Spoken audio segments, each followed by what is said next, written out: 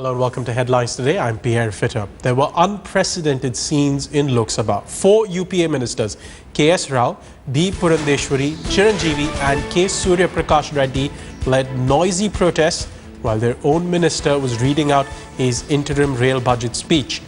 What was even more shocking is that these ministers then rushed into the well of the House, a privilege usually sometimes exercised by members of the opposition.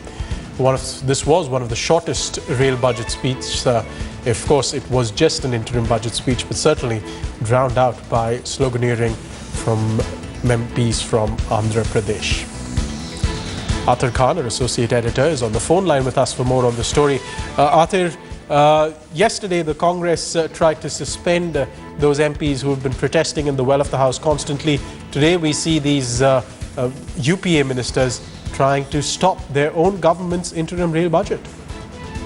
Well, that's right. It was unprecedented in this sense that the rail budget was never disrupted in that sense because all the parties are in the favor and it's a very crucial business of the House, in fact the Parliament. But we know that since not much was expected, those were just an interim budget for 4 months. But even then it is crucial for the business of the running of the Indian Railways. We know that the 4 MPs, the Congress-owned MPs, tried to interrupt the budget. It became very difficult for the Railways Minister, Mallikarjun Kharge, to complete his speech. Therefore, he has to lay the budget on the table. As what we know of the budget is that there have been no changes in the railway fare. Even the fleet has not been changed. Also, we know that there is this talk of setting up a special authority which is going to look into the regulation of the railway fare.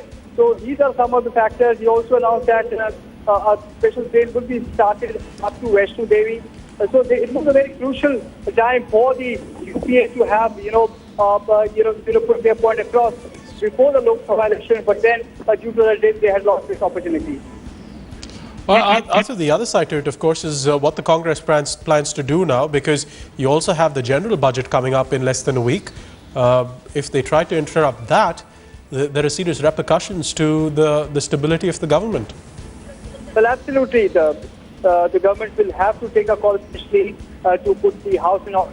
Managers will have to work overtime to ensure at least that the vote on account is disrupted in the manner it was today. Especially this is unprecedented, as I told you, that as far as the rail budget or the budget is concerned, there is consensus among all the parties that it is absolutely crucial business of the Parliament and there should be no disruption. But then, due to this bifurcation of Andhra Pradesh, this issue is brewing.